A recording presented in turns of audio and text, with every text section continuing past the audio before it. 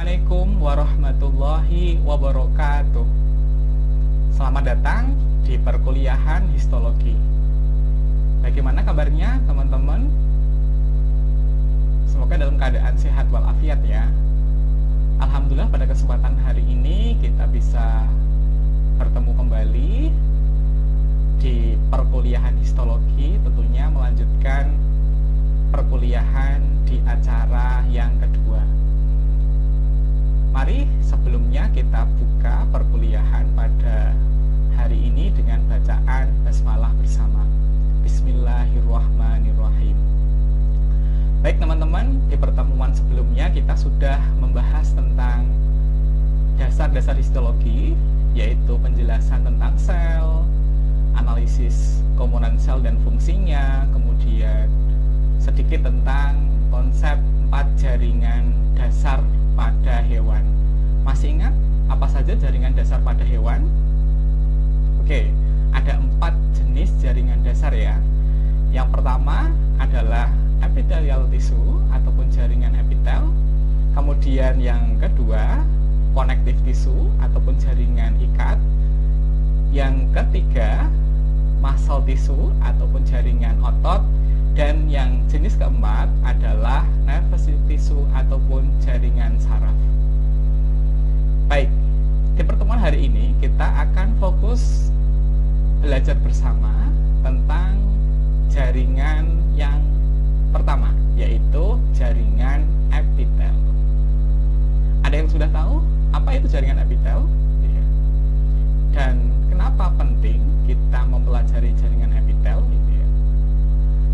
Karena coba teman-teman pernah nggak mengalami kejadian di mana berada di suatu acara ataupun kegiatan dan pada saat itu teman-teman grogi ataupun nervous gitu ya. Kemudian di saat yang bersamaan juga teman-teman pengen kencing gitu ya. Oleh karena itu teman-teman berusaha untuk menahannya. Nah, bagaimana fisiologinya ya? Dan struktur yang seperti apa yang bisa melakukan proses gitu ya, menahan urin ataupun kencing. Nah, di mana terjadinya? Nah, tentunya teman-teman masih ingat ada organ yang namanya vesika urinaria ataupun kanu kemih, di mana strukturnya kalau kita amati, kenapa organ ini itu bisa menampung urin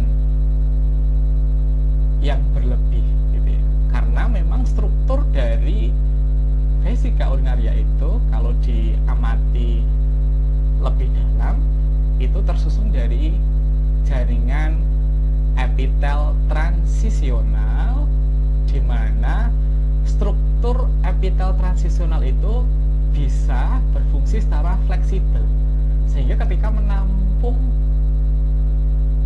volume urin yang berlebih akan mampu gitu ya. Oleh karena itu di saat kita menahan urin, inilah yang akan berfungsi, yaitu pada vesika urinaria, dan tersusun dari jaringan apa tadi? Jaringan epitel transisional. Baik, untuk lebih mempelajari lebih dalam, untuk sharing lebih dalam, mari kita membahas tentang yang pertama adalah apa sih pengertian dari jaringan epitel itu sendiri. Kemudian yang kedua adalah bagaimana cirinya ataupun karakteristiknya.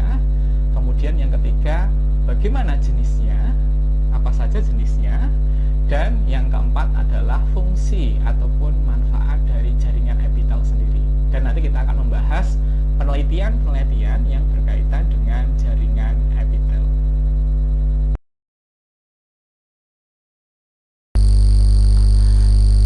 Jaringan epitel menjadi topik pembahasan kita pada hari ini. Ingat ya bahwa tubuh manusia ataupun hewan secara umum itu tersusun dari 4 jaringan dasar yang sebelumnya sudah kami sebutkan tadi, yaitu ada jaringan epitel, jaringan ikat, jaringan otot, dan juga jaringan saraf. Nah, dalam mempelajari jaringan epitel secara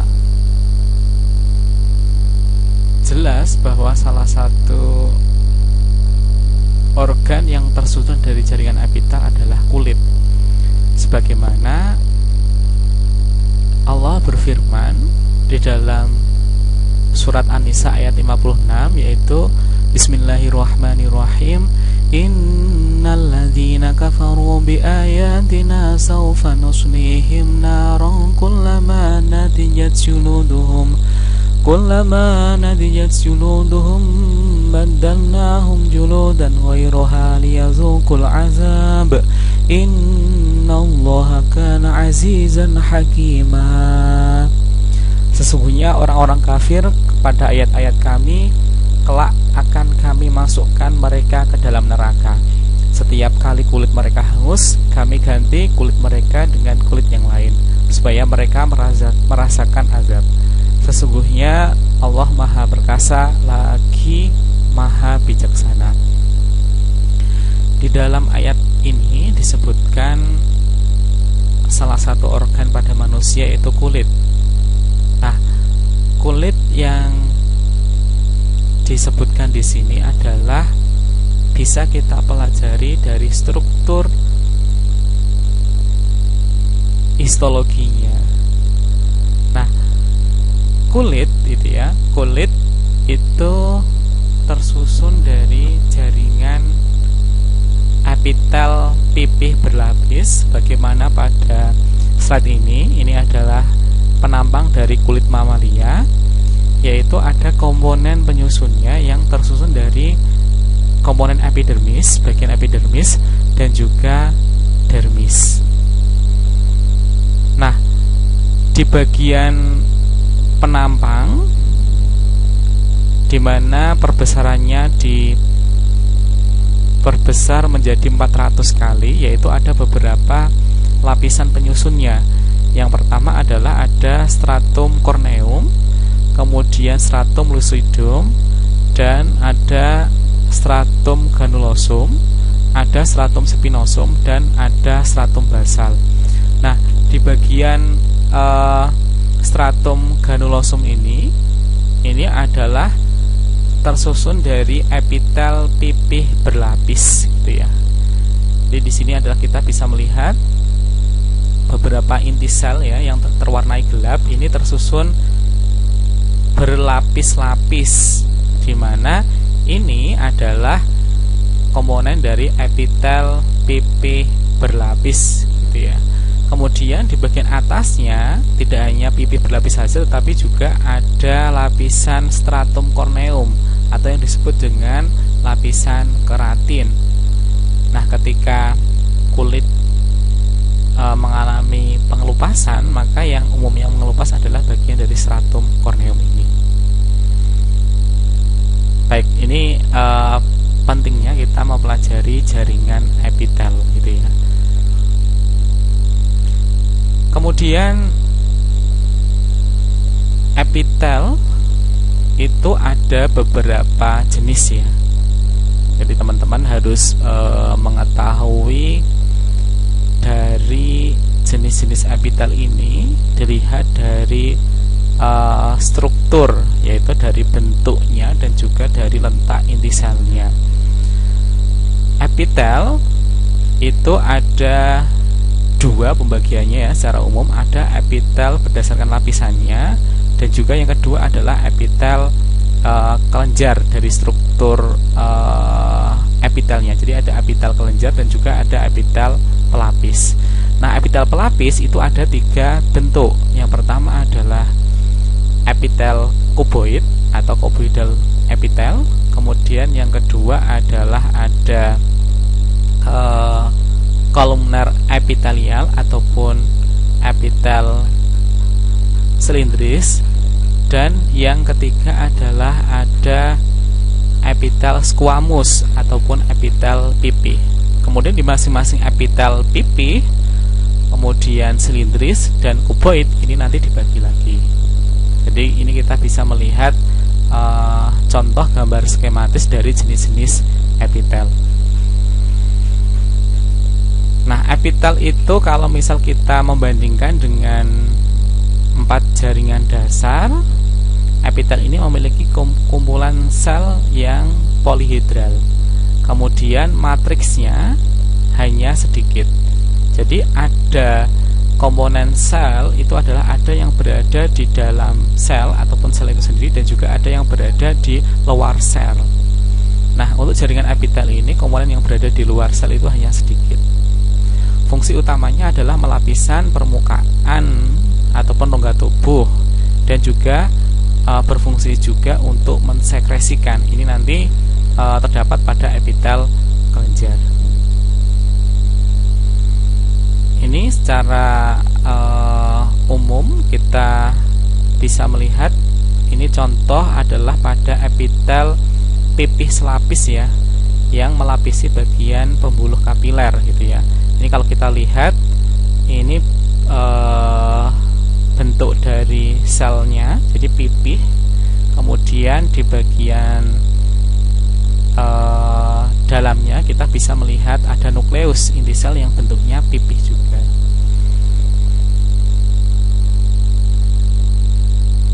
Kemudian apa sih karakteristik dari jaringan epitel? Yang pertama adalah epitel ini tersusun dari sel polihedral yang rapat dan sedikit matriks ekstraseluler. Jadi selnya itu berjejer ataupun melekat hanya sedikit bagian dari ruang ekstraselulernya. Ini adalah ciri dari epitel.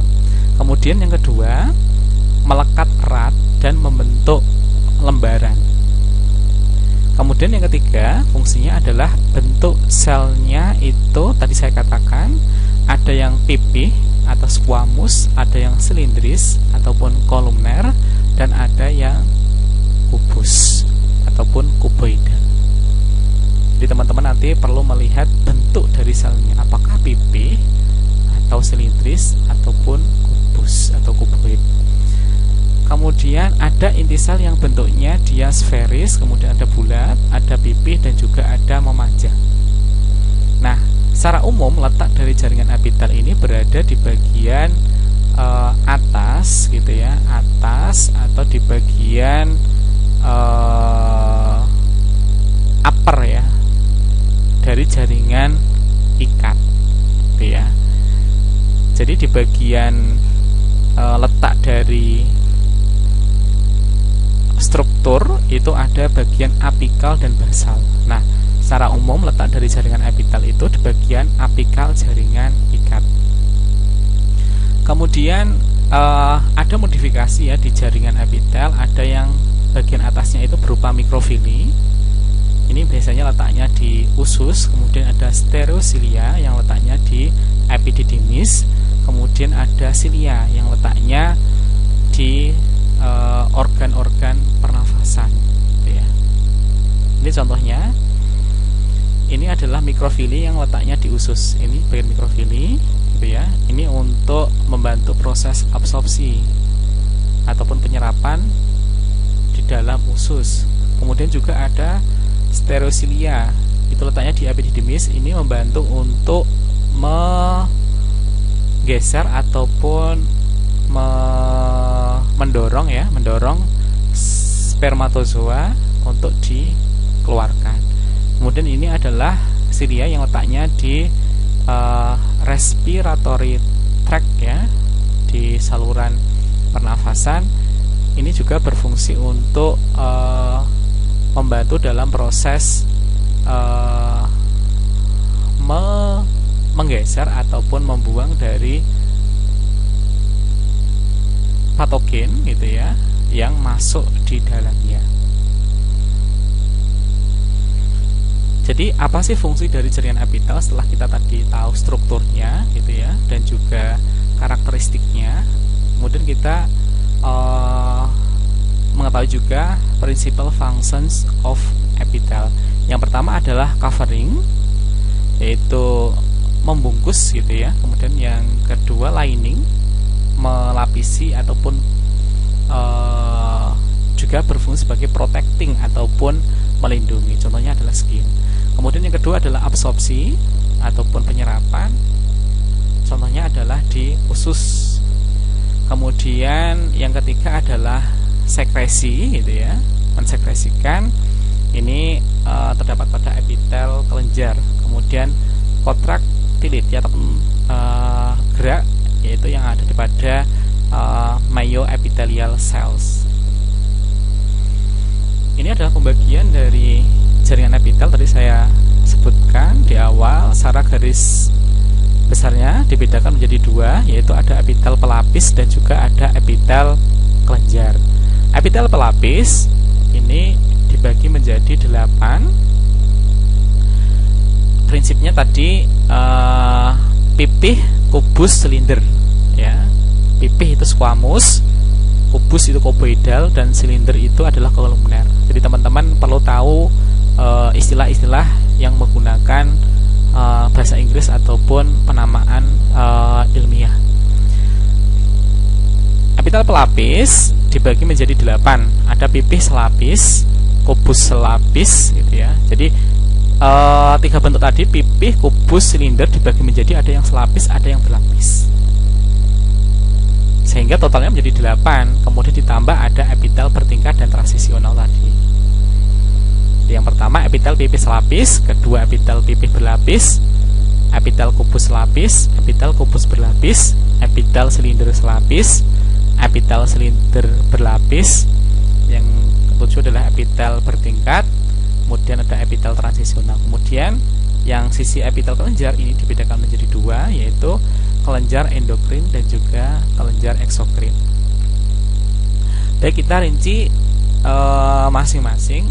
Untuk epitel pipih selapis ini, karena disesuaikan dengan bentuk dan namanya, ya, jadi selnya itu hanya 1 lapis. Kemudian cara membedakannya, gitu ya, dilihat dari bentuk selnya. Karena pipih, maka bentuk selnya adalah gepeng, gitu ya. Kalau gepeng berarti kan tidak kubus, tidak silindris. Kemudian inti selnya juga gepeng. Jadi nukleusnya itu adalah gepeng dan umumnya berada di bagian sentral atau di tengah. Fungsinya yaitu untuk membantu pergerakan mesotel, gitu ya. Kemudian untuk transport aktif melalui proses pinositosis dan untuk sekresi molekul biologis. Letaknya di mana sih, gitu ya? Ini adalah di lapisan tadi yang disebutkan di awal, yaitu membungkus pada pembuluh kapiler. Ya, jadi umumnya adalah melapisi pembuluh darah, kemudian lapisan serosa rongga tubuh, dan di pleura. Ini adalah letak dari epitel pipih selapis. Jadi dia hanya melapisi di bagian umumnya adalah ini ya, pembuluh darah, lapisan serosa rongga tubuh, dan juga pleura. Ini adalah gambar skematisnya. Jadi ini bentuk selnya gepeng, inti selnya juga gepeng, gitu ya, hanya 1 lapis. Kalau kita lihat ini, ya, ini adalah inti selnya. Kemudian ini adalah bentuk selnya. Jadi teman-teman perlu jeli dalam menganalisis dan juga mengamati jaringan epitel pipih selapis. Ya, jadi ini adalah epitelnya. Yang bagian bawahnya ini sudah yang disebut dengan ada membran basal. Ini yang membatasi dengan lamina propria, gitu ya. Kalau ini sudah masuk pada bagian dari jaringan ikat. Kemudian yang kedua adalah epitel pipih berlapis. Kalau tadi hanya 1 lapis, kalau ini adalah tersusun dari 2 lapis atau lebih karena berlapis, ya. Kemudian untuk inti selnya gapeng, bentuknya juga pipih. Yang membedakan adalah lapisannya. Kalau ini adalah lebih banyak. Fungsinya adalah untuk proteksi, sekresi, dan mengurangi kehilangan air. Nah, tadi sudah saya sebutkan tadi pada surat An-Nisa tadi, ya, itu menyebutkan ada organ kulit di mana tadi epitelnya tersusun dari epitel pipih berlapis. Jadi melapisan bagian epidermis kulit tadi, kemudian ada di mulut juga, di vagina juga, kemudian kanal anus dan laring. Nah, epitel pipih berlapis ini ada yang berkeratin dan ada yang tidak berkeratin.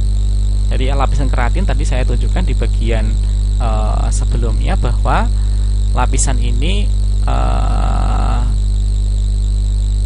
berfungsi untuk melindungi. Jadi akan lepas ketika terjadi proses pengelupasan pada kulit seperti itu.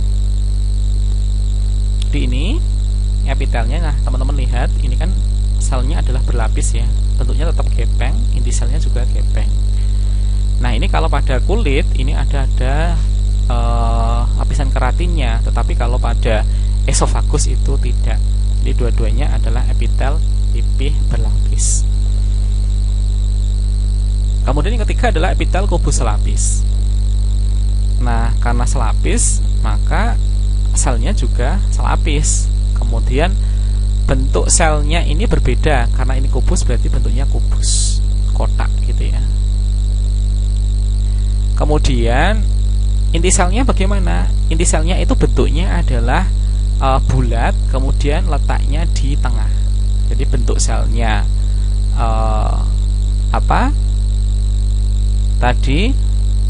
bentuk selnya kuboid, kemudian inti selnya bulat di tengah. Fungsinya adalah untuk melapisi dan juga untuk mensekresi, jadi menghasilkan mukus ataupun cairan. Ini melapisi bagian ovarium dan juga letaknya di kelenjar tiroid dan juga ovarium. Nah ini bentuknya, coba teman-teman lihat. Jadi bentuknya dia adalah kuboid bentuk selnya, kemudian inti selnya bentuknya bulat berada di tengah, gitu ya. Nah ini terdapat tadi ada pada kelenjar tiroid, kemudian saluran pankreas, gitu ya. Ini teman-teman lihat, ini inti selnya, kemudian ini bentuknya adalah kuboid, ini juga di ovarium. Kemudian yang keempat adalah epitel kubus berlapis. Bentuknya kubus, lapisannya lebih dari 2. Kemudian fungsinya adalah sebagai sekresi dan juga proteksi. Di mana letaknya? Epitel kubus berlapis ini ditemukan di kelenjar keringat dan folikel yang sedang berkembang di ovarium, gitu ya. Baik. Kemudian yang kelima adalah epitel silinder selapis. Tersusun dari satu lapis dan bentuknya silinder. Nah, untuk inti selnya ini letaknya ke arah bawah di bagian basal, lonjong di bagian basal. Fungsinya sebagai proteksi, kemudian lubrikasi, absorpsi dan sekresi. Nah, ini terdapat di intestin ataupun usus dan juga di kandung empedu.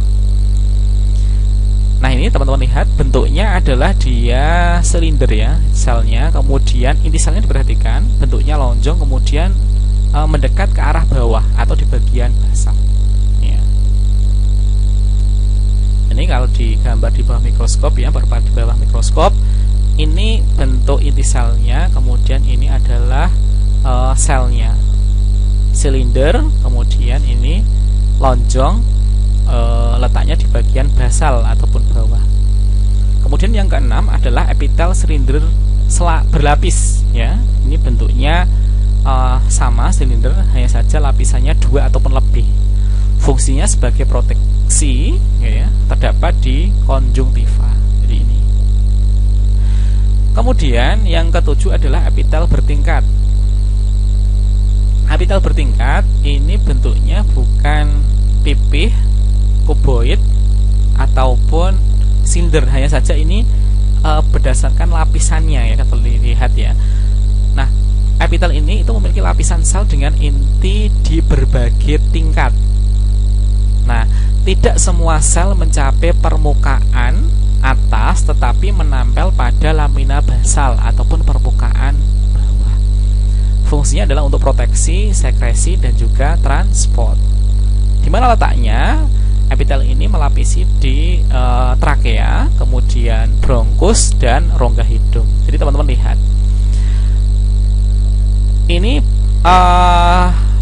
bentuk dari epitel ini gitu ya. Secara umum itu adalah silinder ya, ataupun tabung.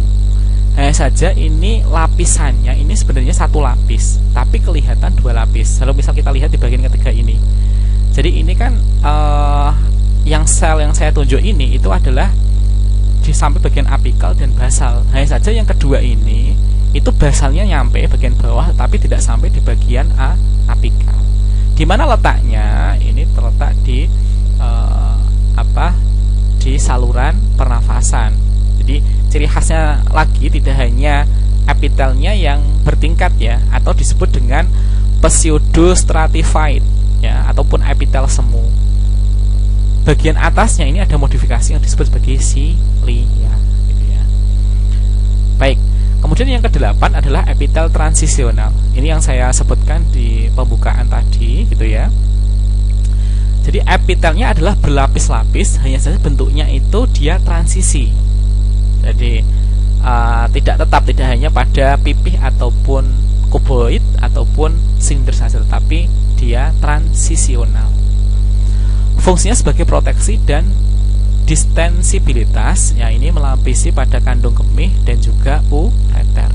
Jadi teman-teman lihat, ini susunannya dia berlapis-lapis tapi transisi. Coba kita lihat bagian atasnya, ini bentuknya mirip dengan epitel pipih ya. Terus yang kedua adalah kuboid, yang ketiga adalah silinder. Nah, komponen ataupun struktur seperti ini itu memungkinkan dia bisa memiliki fungsi yang fleksibel. Jadi pada kandung kemih atau vesika urinaria ini bisa memungkinkan untuk menampung urin yang berlebih, sehingga tadi saya katakan teman-teman bisa menahan kencing ataupun urin gitu ya. Baik, itu 8 jenis epitel berdasarkan lapisannya ya. Silakan teman-teman nanti bisa melihat contoh lebih detail gitu ya di buku John Koera, ataupun teman-teman juga bisa mengunjungi website yang saya sudah tunjukkan linknya di pertemuan pertama, yaitu di Blue Histology. Kemudian yang pembagian besar yang kedua yaitu adalah epitel kelenjar. Epitel kelenjar ini tersusun dari sel-sel yang bisa menghasilkan mukus ataupun sel kelenjar ya, dimana di dalamnya itu memiliki granul-granul ataupun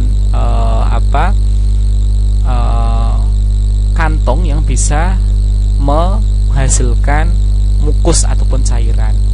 Ada dua, yaitu ada nanti epitel ini akan menyusun kelenjar eksokrin dan yang kedua endokrin. Eksokrin dicirikan dengan dia memiliki ataupun disebarkan gitu ya melalui pembuluh darah, sedangkan yang endokrin itu tidak. Contohnya apa? Yang eksokrin adalah contohnya pada kelenjar ludah gitu ya, itu adalah tersusun dari epitel kelenjar, itu kategorinya masuk kelenjar eksokrin. Kemudian yang kedua adalah endokrin.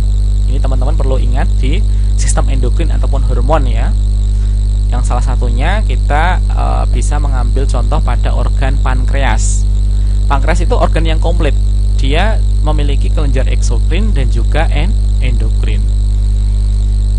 Yang kelenjar endokrinnya dia memiliki ada beberapa sel ya, ada sel alfa, beta ya, yang di sini akan menghasilkan hormon khusus. Contohnya adalah hormon insulin. Gitu ya. Ini dihasilkan adalah sel beta, di mana hormon ini akan bisa gitu ya mengubah fungsinya teman-teman tahu, yaitu akan mengubah glukosa menjadi glikogen. Jadi struktur dari kelenjar endokrinnya itu tersusun dari epitel kelenjar, sehingga bisa menghasilkan mukus yang tadi bisa dikatakan menjadi hormon.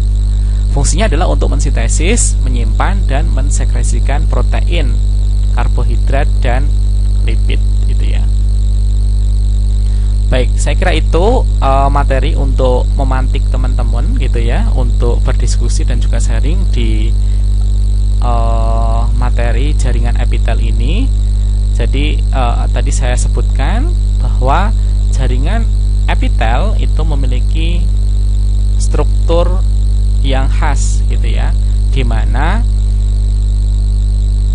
untuk selnya gitu ya, untuk selnya tadi tipikalnya ada 3, yaitu ada bentuk pipih, kemudian ada kuboid, dan juga ada selipis. Nah, yang membedakan dengan jaringan yang lain, jaringan ini memiliki matriks ekstraseluler yang sedikit, mungkin bahkan tidak ada, sehingga secara struktur itu bentuknya dia saling mepet letaknya gitu ya. Kemudian fungsinya tadi sudah teman-teman pelajari berdasarkan bentuknya ya, karena struktur itu juga berkaitan dengan fungsi. Ketika struktur ataupun bentuknya berbeda atau khas, maka akan memiliki fungsi yang berbeda ataupun khas juga. Baik, itu untuk materi jaringan epitel. Silahkan nanti teman-teman bisa disambung dengan sesi diskusi ataupun sesi sharing.